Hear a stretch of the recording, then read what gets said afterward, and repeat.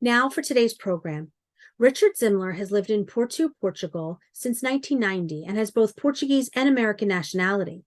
In 2017, Richard was awarded Porto's highest honor, the Medal of Honor, for his contributions to the culture of his adopted city and the entire country. He has published 13 novels and 7 children's books over the last 25 years.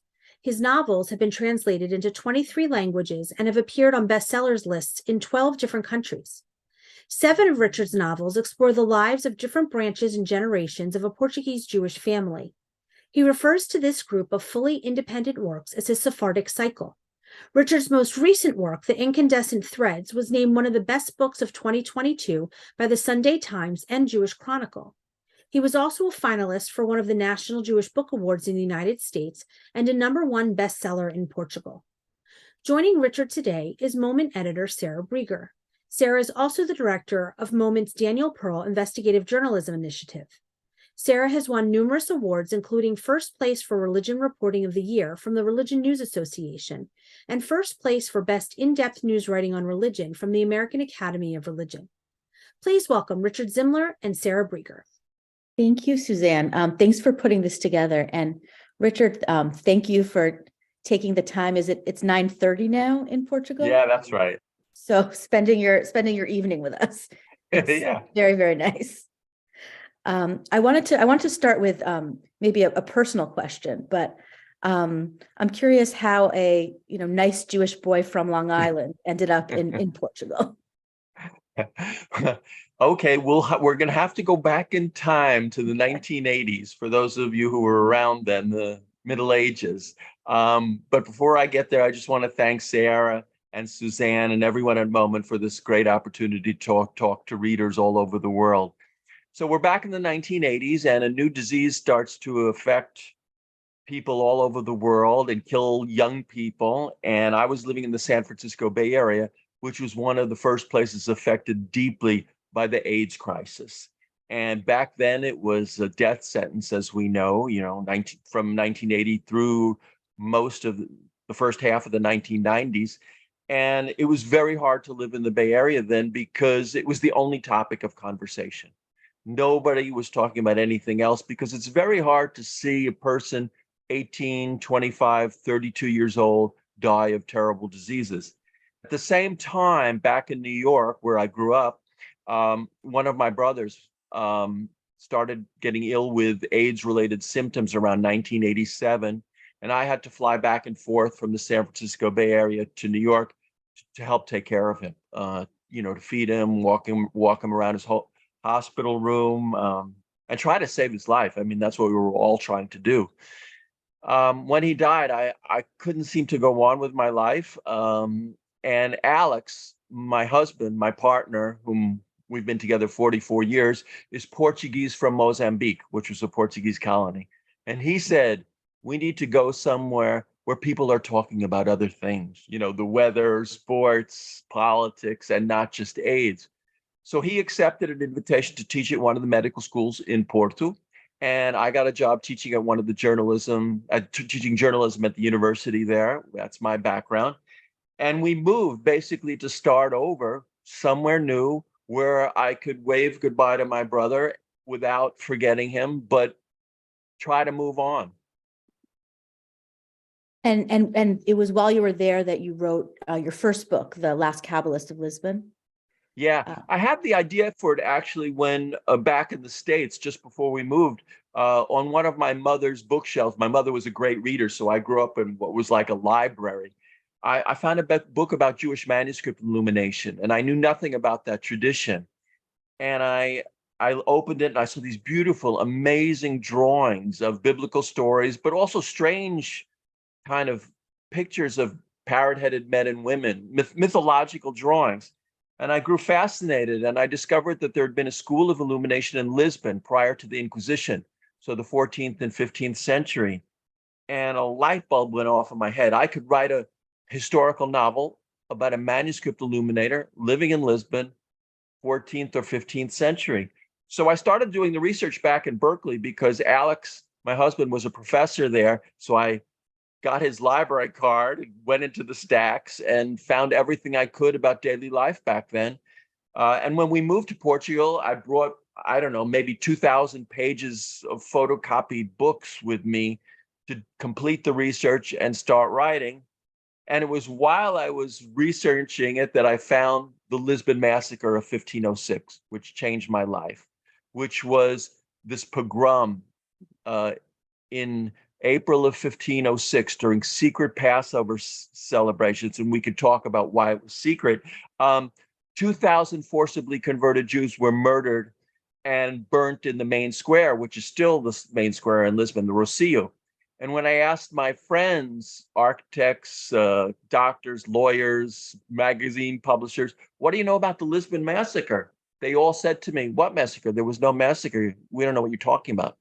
And I have a very subversive personality. So when other people would prefer to whitewash or forget a crime like this, I become enthusiastic. So I did a lot more research, and that became the context for my novel, The Last Kabbalist of Lisbon, my first book about an event that was taboo here in Portugal that virtually no one knew about. And so I kind of awakened the country and the book became a sensation here. Why do you think it was so taboo? Well, we lived through an Inquisition for 300 years, and the purpose of the Inquisition was to catch all the Jews in Portugal were forcibly converted in 1497. And so then the Inquisition was developed to catch them at backsliding. So if you maybe closed your curtains and lit some candles on Friday evening at sundown and had a Sabbath ceremony, and if someone denounced you, you would be arrested, brought to a special prison, and tortured so that you would reveal other names, so that you would say, yes, I was practicing the Sabbath, and Sarah was there, and Suzanne was there, and then they would arrest Sarah and Suzanne, and the process would continue. And so no one in Portugal would talk about their faith, their inner beliefs for 300 years. And this goes for scientists as well, and not just Jews. Anyone who had different ideas, curiosity, had to keep all of that to himself or herself, or risk being denounced and put in prison for 2, 4, 6 years or more. And then after the Inquisition ended at the beginning of the 19th century, things were a bit of a chaos here. And we had dictatorship starting in the 1920s that lasted until 1974. And so under the dictatorship, people didn't talk either. Nobody talked politics in public. Nobody talked religious faith in public. You just wore a mask. And that's what people have done in Portugal from let's say from the conversion, 1497 until 1974. So, writing about the Lisbon Massacre was completely off the radar, completely taboo. And what was the response when it was published? Well, my publisher here warned me, this book could sell 0 copies because you're writing about something that everyone would feel embarrassed about if they knew about and would prefer to forget.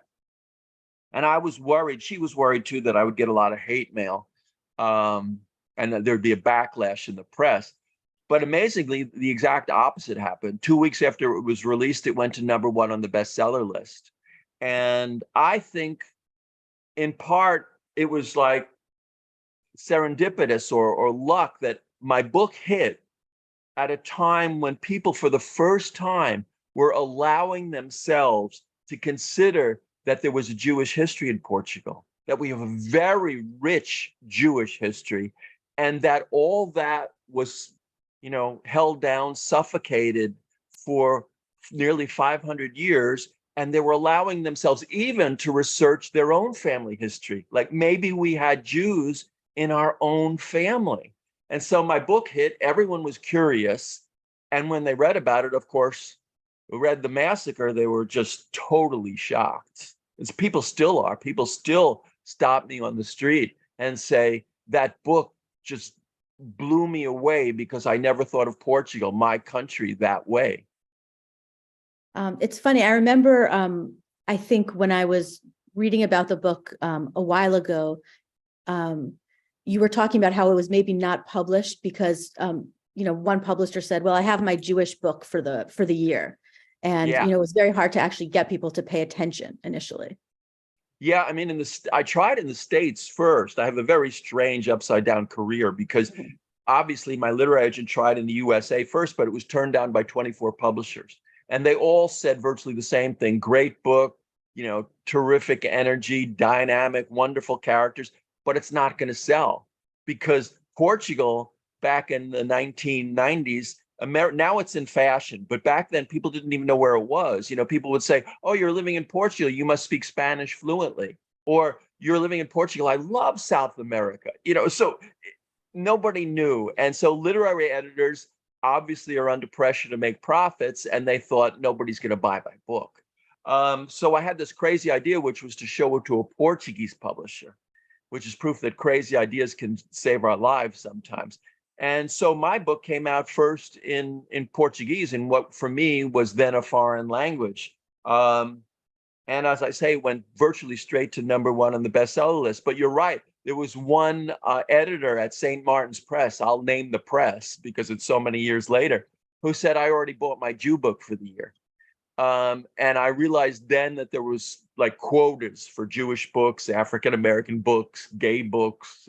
There may still be those quotas, but maybe it's all flipped around now. Yeah, I know. Sometimes I think people say they want their books to kind of have a Jewish aspect because oftentimes they sell better. We know from all the books we get at Moment that people try to. Yeah, I mean, I think I also this is an interesting topic too, because in the States and almost all over the world, we know a lot more about Ashkenazi culture, Ashkenazi history, music, films, Yiddish. And so my book dealt with Sephardic history. And for demographic reasons, there are a lot less Sephardic Jews. It's off the radar. I didn't know anything about Sephardic history. And most of my friends who are Ashkenazi, they have no idea of the dramatic story of the Jews from Portugal and Spain and this amazing diaspora from the Caribbean all the way to India and the slightly different customs of the Sephardic Jews. And so I think that also played negatively in that even Jewish editors thought, a Sephardic book, 1506 Lisbon, nobody's going to read this. And what draws you to write about Sephardic culture, especially as an Ashkenazi Jew? Well, I think it's because it was so neglected and such a taboo here, and also so new to me. I didn't know anything about it. And then suddenly I'm discovering, after the Jews are converted here and the Inquisition starts, then they start fleeing. They go to Istanbul and make Istanbul the largest Jewish city in Europe. They go to Salonika in Greece and make Salonika virtually a Jewish city of merchants and tradespeople. They go to North Africa, to Tetuan in Morocco. They go to Ferrara in Italy. Later, we all know they went to Amsterdam, the beautiful Portuguese synagogue in Amsterdam, one of the most beautiful synagogues in the world.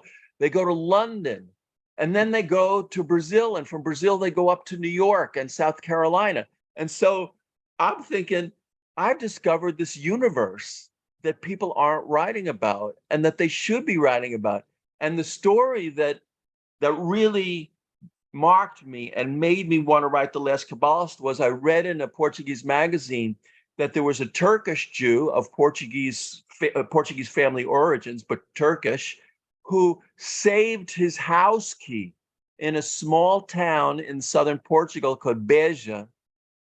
And for 5 centuries, these people, these wonderful, beautiful Sephardic Jews saved their house keys because for them, this may sound a little bit controversial, but for them, the goal was always to get back to Portugal and Spain. The promised land for the Jews in Turkey and Greece and North Africa was Portugal, was Lisbon, was Porto, was Faro. And so, it was the idea of that house key being saved and passed down from generation to generation that said, I have to write something about these people. Yeah, you see a lot in, Jewish commentators around that time talking about, Spain and Portugal being the Jerusalem, of the time, and that it was, that was their kind of holy place in a way. Absolutely. You can read that in their poetry, the poetry of people leaving Salamanca, leaving Toledo, leaving Lisbon, and the sorrow, because they were leaving behind their whole culture, because the Jews of Portugal, they didn't speak Hebrew at home. There's this idea that they spoke Hebrew. No, they spoke Portuguese. The food they ate was Portuguese, except for pork and shellfish, obviously. And the clothing they wore was Portuguese. You know, if you were a saddle maker, who were your customers? They were your Christian neighbors. So unlike many countries like Poland, for instance, where my grandparents are from, in Portugal, the Jews practiced every profession. They were farmers and laborers and tailors and, you know, and so it was a society where there was a great sort of mixing, not necessarily in marriage, but mixing in day-to-day contact between communities. It wasn't, it's strange to say now because of all that happened later, but Portugal was a very calm and pacific place for the Jews for many centuries. Which I think is why it was kind of this sort of complete rift or sort of break in the, you know, cosmos when they were, you know, expelled or when they were forcibly converted. Yes. And it just, when you were talking, it reminded me of, you know, that's why some people say, you know, Kabbalah became more popular after the Inquisition. And that's something that comes up in your work a lot. Yeah, I came to Jewish mysticism through, like many people, through Gershom Scholem, the great scholar of Jewish mysticism from the middle of the 20th century, who basically, you could almost say, rediscovered Kabbalistic traditions and made them accessible to people like me who are unable to read Aramaic and Hebrew and Greek and Latin and, you know, Persian. And so he's one of my heroes, and he changed my life. And I've been reading, you know, about Kabbalah and mysticism for the last 25 years. And it's become a big part of all my books. And I suspect it's because, for me, you know, I grew up rather stupidly, thinking that Judaism was passé. You know, at university, I studied Hinduism and Buddhism and Sufism, everything but Judaism, because I thought Judaism was just, you know, big bar mitzvah parties at fancy hotels. And I didn't understand anything. I was really dumb. Then I read Gershom Scholem and I realized, my goodness, there's this incredible 2,500 year history of stories from the Old Testament and other places. There's this compendium of amazing Jewish mythology: Adam and Eve, Daniel in the lion's den, Job. There's these amazing myths that I've heard about and read a little, but I don't know what they mean. And suddenly I'm getting symbolic, mystical interpretations from the great Jewish mystics and philosophers. And I'm starting to realize that there's a lot more to Judaism than I thought. And I better start reading about it, or I'm going to miss, you know, the tradition I was born into, and a tradition that really did change my life. There's a question I see. Someone asked, when did Jews first settle in Portugal? Were they following the Roman armies? Yes, they, you know, Jews were a big part of the Roman Empire, Roman expansion. They went out as merchants and tradespeople, and Portugal was a Roman colony. The north part was called Galicia, like Galicia, and the south part was Lusitania, which is why Luso has come to mean anything Portuguese. Like a Portuguese American is a Luso American. And so, yes, the Portuguese Jews have been here since Roman times, and they stayed. When Rome fell, Germanic tribes came in, you know, those Germanic tribes we've all heard of, like the Swabians and the Visigoths. They stayed. Then when the Moors came up from North Africa, the Berbers, they took over Portugal and Spain from 711, and it depends where, in Portugal until the 13th century. And the Jews remained. They lived in every village, every town, and every city in the country. And so the Jews have been here for 2,000 years. And it's only when they were forcibly converted in 1497 do you begin to see the beginning of the end of Judaism in Portugal, because it really did come to an end, I'm sorry to say. It went completely, I shouldn't say that, I shouldn't be so negative. It went completely underground. What is the community like today? Well, we have 3 synagogues, 3 communities, one in Lisbon. That's the oldest. It started I believe at the end of the 19th century, with Portuguese Jews coming back from Morocco and Gibraltar. And so they wanted to found a synagogue, and they were finally able to do so because the Inquisition had ended. The Porto Synagogue, which was founded in the late 1920s, I don't think the building was finished into the early 30s, by a very important Portuguese military captain who rediscovered the Judaism in his family and was able to raise funding for the synagogue. And then we have a small community in Belmont, which is in the northeastern mountains. And the reason why that is there is because the Belmont Jews, as I say, they went completely underground. They started to practice what we call crypto-Judaism, a unique form of Judaism, because when King Manuel converted the Jews, he also took away their books. So they lost the Old Testament, they lost the Haggadah, they lost the prayer books, they lost all the philosophy, and they lost Jewish mysticism books. And so it became an oral tradition passed along, curiously enough, usually from mother to daughter. It became kind of a feminist version of Judaism in a way. And so crypto-Judaism has unique practices, like they will speak prayers that are Catholic prayers, but will include the word Adonai for God. And they didn't even know what Adonai meant, but they knew they were Jews. I mean, there's this idea that they didn't even know they were Jews and they were no, they always knew they were Jewish. And they were discovered by someone from the outside, a Polish mining engineer named Samuel Schwartz in the 1940s, I believe. And that's when the world started finding out about them. And so anyway, there's a little synagogue in Belmont as well. The communities at one time were very quiet. You couldn't even get a minyan in the Porto synagogue because there were so few practicing Jews.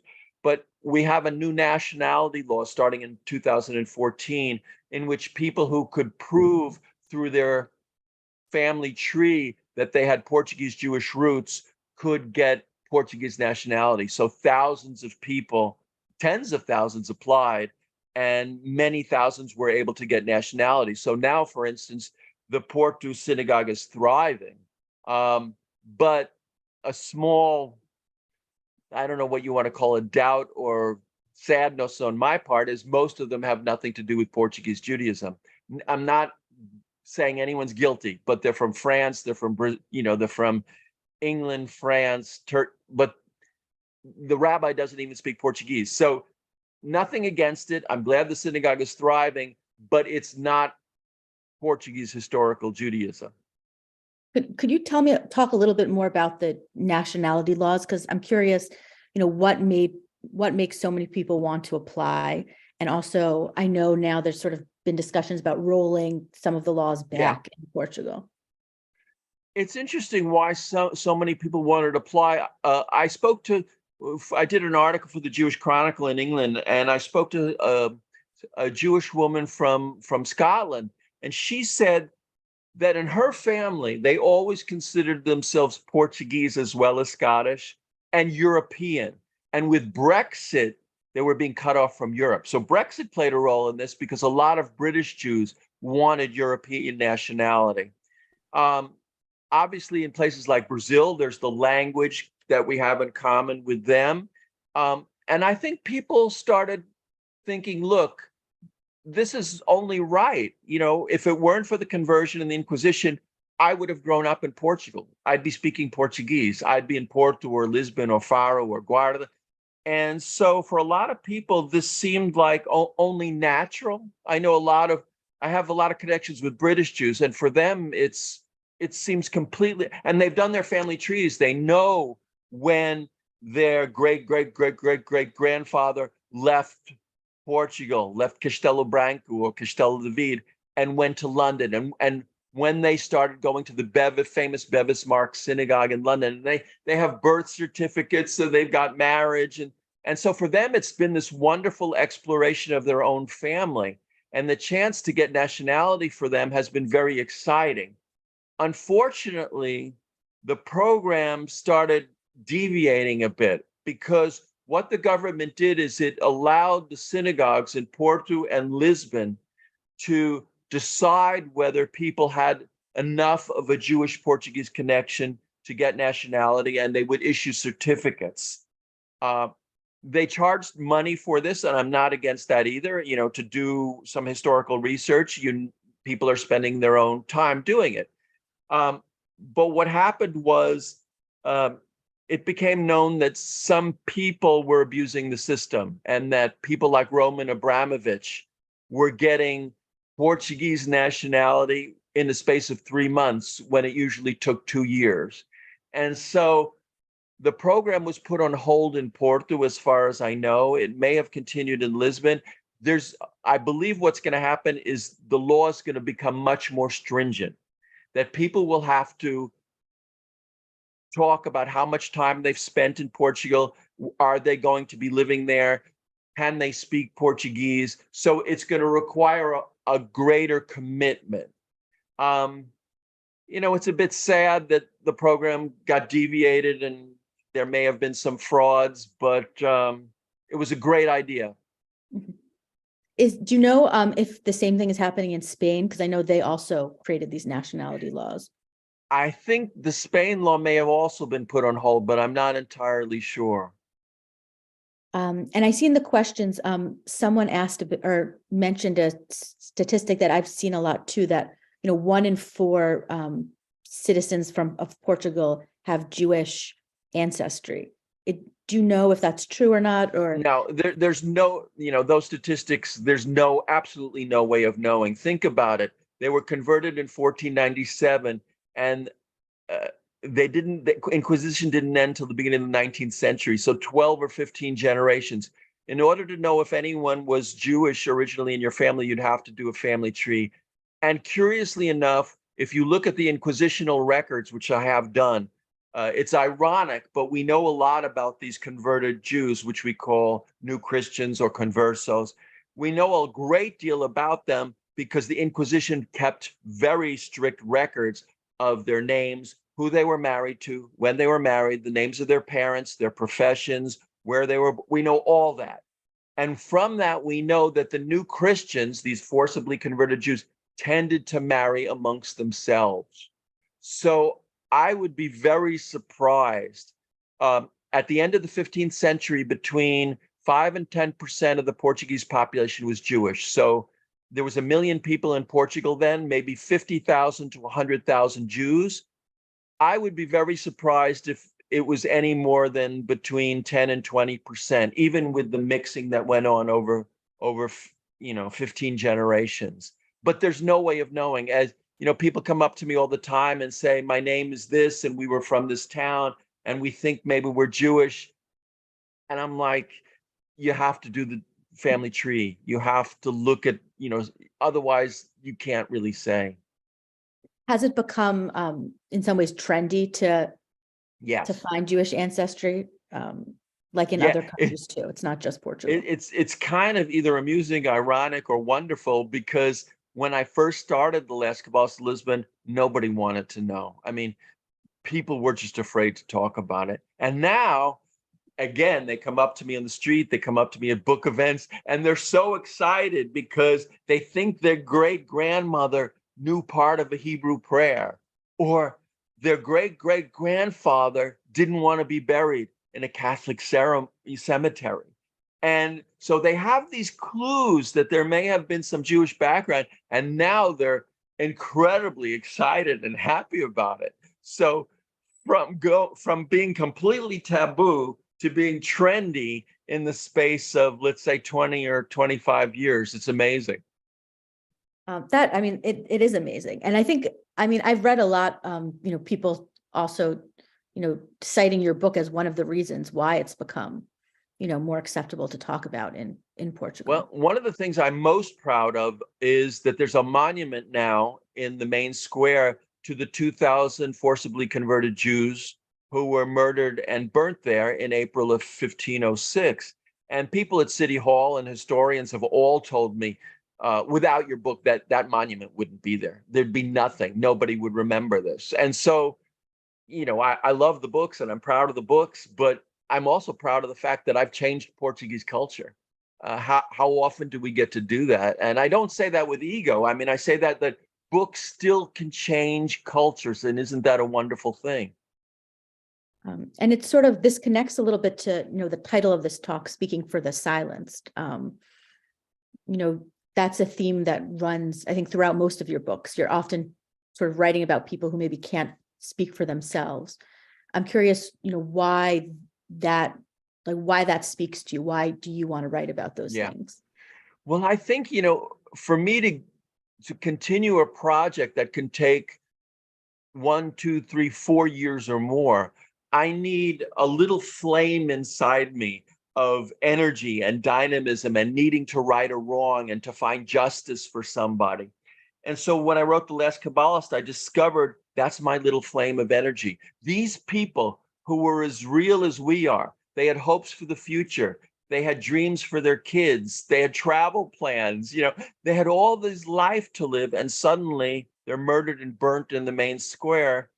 And, I thought, no, I have to force people to know that these people were real, that they existed, that they had lives they wanted. And just because they were Jewish, they didn't deserve to die. They were Portuguese. I have this battle that Portuguese Jewish history is Portuguese history, just like African American history is American history.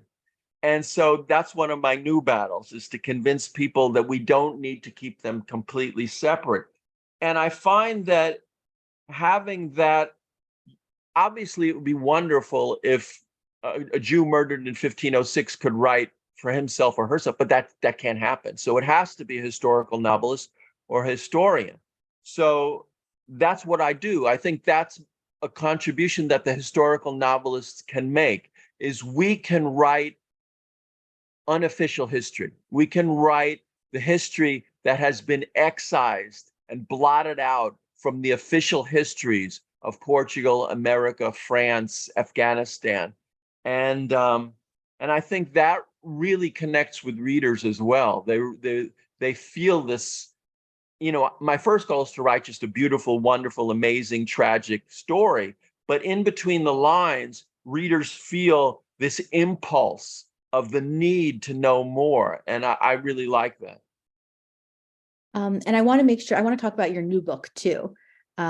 Maybe you could give us a little bit of an introduction. I know you're going to read a teeny excerpt from it too. Yeah, sure. Yeah, the novel is The Incandescent Threads, and the paperback's just about to come out, so I'm thrilled about that.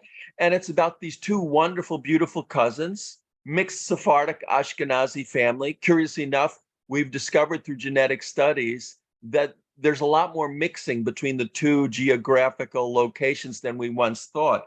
Anyway, they're Holocaust survivors, Benjamin Zarco and Shelley Zarco, these charismatic cousins. Benny ends up in New York as a tailor. Shelley owns a sporting goods store in Montreal, and they're devoted to each other.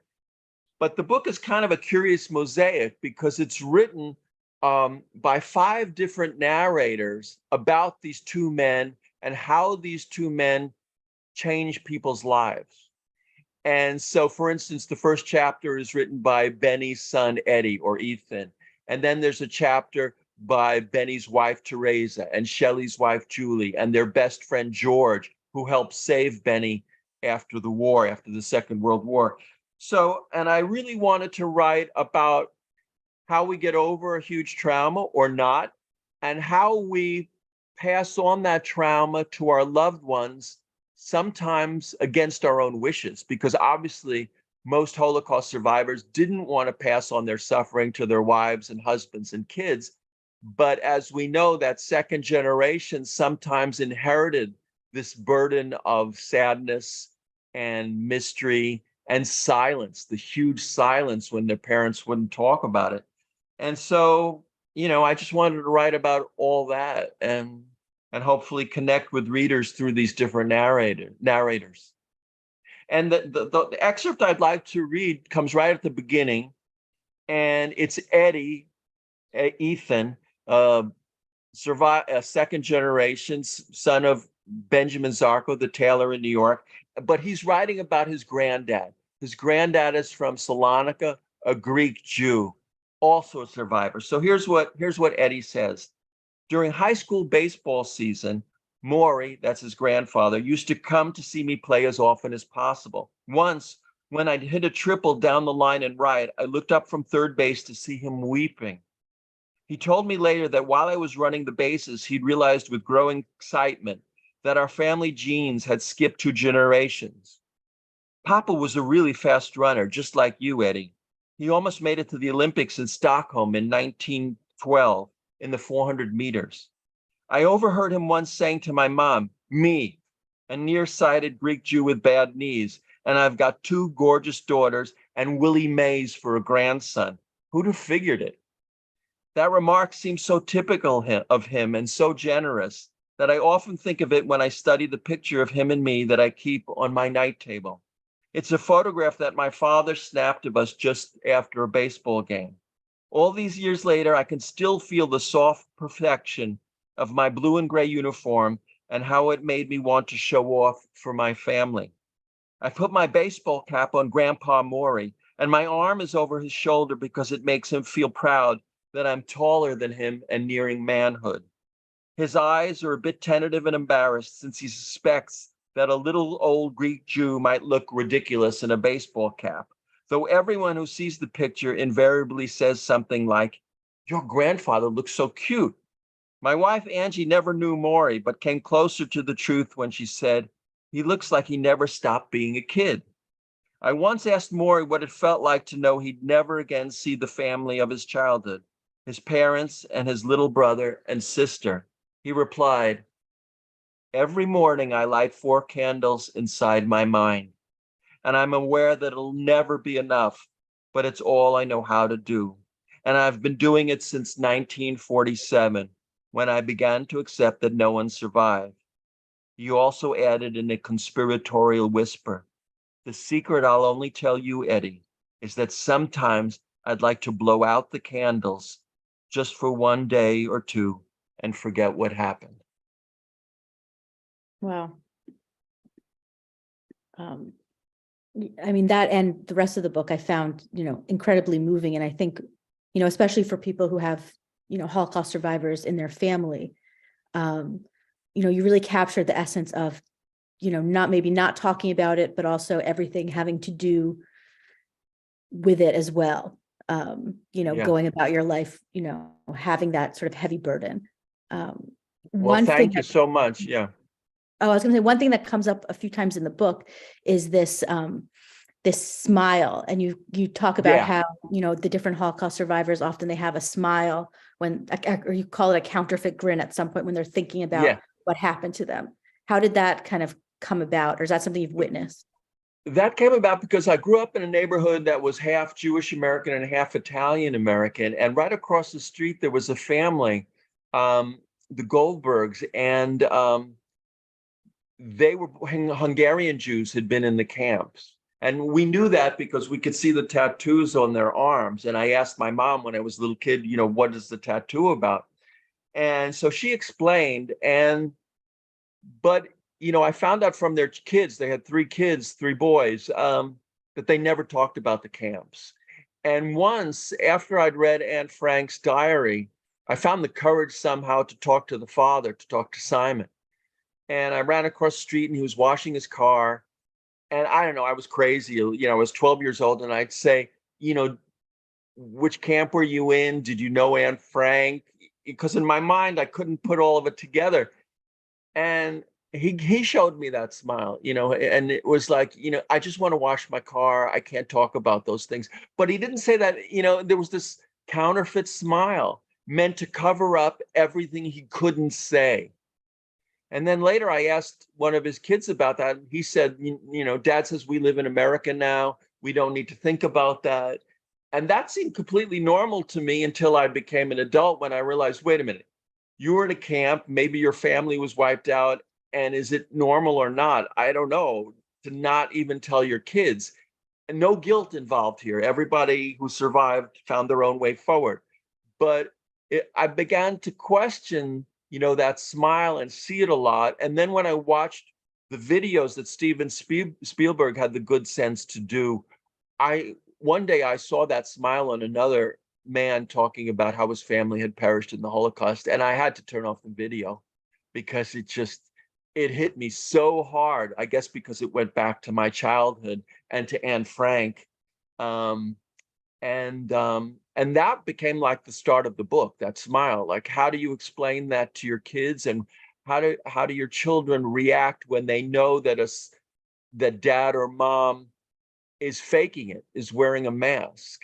And what would that make you feel?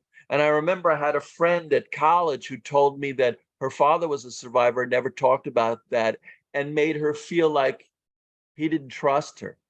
And she knew that wasn't fair, but you're not always fair when you're 15 years old, you know. And so she resented her dad for maybe not trusting her. So all these ambivalent emotions played into this particular novel. And that's why, Grandpa Maury says, there's some days when I just want to blow out the flames and the candles and forget it. Yeah, this idea of trust, I think, comes up a few times in the book also. And also the kind of reverberations of, people's decisions perhaps to talk or not to talk, and how it affects, daughters and sons and spouses. What has the reaction been to the book? Have you heard from Holocaust survivors themselves? Yeah, I have. In fact, some old friends got in touch with me who found the book. My friend Lori from Wyoming, and she said something that hit me really hard too, actually. She said that her parents were survivors of a slave labor camp, curiously enough. And they would talk about it with their children, but no one else ever, not even survivors who lived down the street.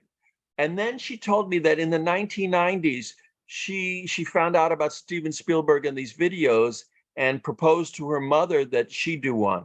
And the mom said, no, I'm not going to do that. And then Lori asked her, but why, Mom? And this is the 1990s, so it's 45 years since the end of the war. And the mom said, it's too soon. And that hit me really hard too, because 45 years is too soon to talk about losing your family in the death camps. And so that made it clear to me more than ever that the book, one of the things I was trying to do with the book is say that these traumas don't go away. We like to say in America, move on, get past it, but you don't move on. You don't get past it. Yes, you do live your life. You have children, you have a job, but there's a part of you that remains incredibly traumatized and maybe heals somewhat, but doesn't ever get over it, and maybe doesn't want to get over it. I had a brother who died of AIDS, and AIDS is obviously very different from the Holocaust. But I realized, at some point, I don't want to get over his death, because getting over his death in some way would mean maybe not forgetting, but making believe that that wasn't a huge part of me growing up and becoming an adult and becoming a better writer too. And it was a huge part of me becoming a better person and writer. And so, no, I'm not going to get over it. I'll take that with me to wherever I go after I leave this plane. I'm going to turn to questions now, because it looks like we have a lot, and a lot of good ones. One person asked how you conduct your research, and are there archives, and do you physically examine the documents, or is it all digitized these days? Great question. When I first started, so when I wrote The Last Kabbalist of Lisbon, now it's 25 years ago. No, not quite that much, but there was no digital archive. There was no even internet. So I went to the Berkeley Library and took out books on everything I could find. Cookbooks, how people, books about fashion, how people dressed on the Iberian Peninsula back in the 15th and 16th century, what the main streets in Lisbon were. I tried to get maps, everything. It was really hard. It took me a year to do all the research for that book, and 2 years to write it. Now, for instance, I have a new book out in Portugal that has to do with the Inquisition and its effect on a small town in Portugal. And I was able to go to a digital archive right at home and get I spoke about how the Inquisition kept very, detailed what they call processes on their victims. So I was able to get access to those on the internet. So that made it a lot easier. I could find out names, dates when they were arrested, their professions, the names of their kids, the names of their parents, where they were born. And so I used all that in the book. And so I do go back to original documents whenever possible. And if I can't, then I go back to the great historians who've written wonderful books about Jewish history and mysticism. But it's gotten easier over the years. I must say that the internet has made things a lot easier. It's good positives and negatives, I guess. Yes. And a few people have asked about when we were talking about, how people know they're Jewish. Have people used DNA? And are there any names that conversos used that were pretty typical? And you sort of addressed that a little bit, but yeah. Well, the DNA studies that they have now, I don't know how accurate they are, but yes, I suppose that could clue, they will tell you if you have some Ashkenazi or Sephardic background, or if you have links to Portugal and Spain. Curiously enough, mine shows that I have 42% from southern Italy. So, I have no idea where that comes from. I have Jewish as well, but southern Italy, I don't know. And what was the second part of that question about typical? Are there typical Jewish the names of conversos? There's this crazy idea that the Jews. It's correct that Jews had to take on Christian names when they were converted. So as someone who was named Luna ben Yechia, or Luna, what would become Maria Fonseca. So, and we know those names from the records of the Inquisition again. Now, there's this idea in Portugal and elsewhere that they took on the names of plants and trees and flowers, because in Portugal we have names like Oliveira, which means olive tree, Pereira, which means pear tree. It's completely false. If you do the studies, if you do the studies, like I've studied Belmont and the New Christians, the converted Jews in Belmont, the most used last name is Lopes. After that, it's Rodrigues. And then you can go through all the most common Portuguese names, Fernandes, for instance. The first trees and plants, you only come to like in 12th and 16th place. I've done the statistics, only 2.4% of the new Christians, the forcibly converted Jews, have the names of plants or trees. 97.6% have the names of regular Portuguese people. And so it's been really hard for me to get that point across to people, because for some reason they've had it drilled into them. Plants, trees, plants, trees. I don't know where it came from. That's interesting. And one person asked about Catholic liturgy in Portugal. Are there any variations of it with like Jewish prayers or Jewish things kind of stuck into it? I don't know enough about Catholic liturgy to answer that, but I would suspect not. I would suspect it's been very standardized by the Vatican. And so doubtful. But as I say, the crypto Jews in Belmont and other places, they would mix up Catholic prayers like Our Father who art in heaven, but with the word Adonai. Or they would say, a lot of times they would say Saint Moses. Well, Moses wasn't a saint, but there's Moses, one of the heroes of the Old Testament and the Exodus, but he's now become a saint. So there's these curious mixing. We do have foods. For instance, we just passed Easter, and the Portuguese make this bread, this egg bread, that looks like challah, except it doesn't have braids. And I've been told that they cut out the braids. They stopped making the braids because that would make it seem like they were continuing to practice Judaism. But the recipe stayed the same. And so I think that there's remnants. I'm not the only one. Historians say there's remnants of Jewish rituals and Jewish culture, especially in the rural areas of Portugal. Has there been kind of a rise in Jewish tourism in Portugal? The same, Like they've been in Huge. Spain? Yeah, huge. They come to Lisbon, Porto. There's people running. There's a wonderful woman named Andrea who does a tour of Lisbon based on the last Kabbalist of Lisbon. It's amazing. Brazil, England, America, Turkey, Israel, they come and they want to know more. And that's been lovely and beautiful. And again, a complete turnaround. We had no Jewish tourism here for centuries, literally for centuries. The only Jews who came here were the ones fleeing Hitler and Nazi Germany, because they came through Lisbon and Porto in the 1930s and 40s to try to get to New York and Sao Paulo, to get to the States and Brazil. And that was how we got Ashkenazi Jews in here.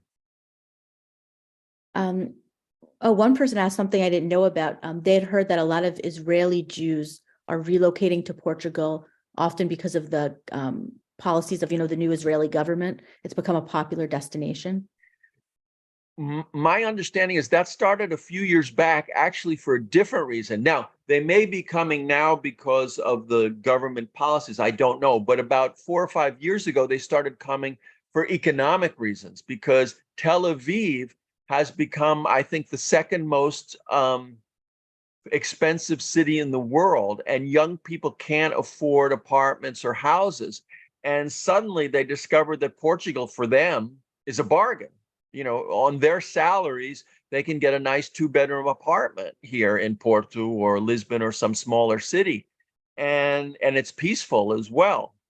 And so we started getting Israeli tourism because of that. Now, the latest phase may involve government policy. I don't know. Interesting. And someone asked about Donna Grazia. Yeah. Is that someone who you've researched, or is it connected to your work in any way? And maybe you could talk a little bit about her for people who don't know about it. Donna Grazia was born in Lisbon, and she married a spice merchant. Well, one of the spice kings, named Mendes, I believe. Yeah. And after his death, she basically inherited his empire of spice connections in Venice, Hamburg, Lisbon, and so she became extremely wealthy. She never remarried, because if she remarried, the empire would all go to the husband. Back then, the laws were kind of strange about women's rights and what they could own or not own. So she remained a widow and developed this huge empire even further, extremely wealthy. And there's some evidence that she tried to found a Jewish homeland in Palestine, because she did start helping Jews emigrate to the Holy Land. She also financed a lot of publishing too in Italy, which is a wonderful thing to do. So she was an extremely important woman, way ahead of her time in a sense. And we had other amazing Portuguese Jew. Amatus Lusitano was a Portuguese Jew from Castelo Branco who had to flee the Inquisition. And he was one of the first medical doctors who documented all his cases. So there's these huge compendiums of cases that are extremely important for the history of medicine. And so there's all these success stories of Portuguese Jews who unfortunately didn't get to live in Portugal. They made their names, in Italy and in the Holy Land and in Amsterdam and anywhere but Portugal.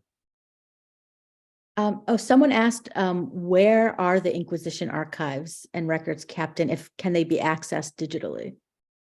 My understanding is that most of them are in the Portuguese archive that's here in Lisbon. It's called the Torre do Tombo. It's this huge bunker-like building, like something in Washington, D.C.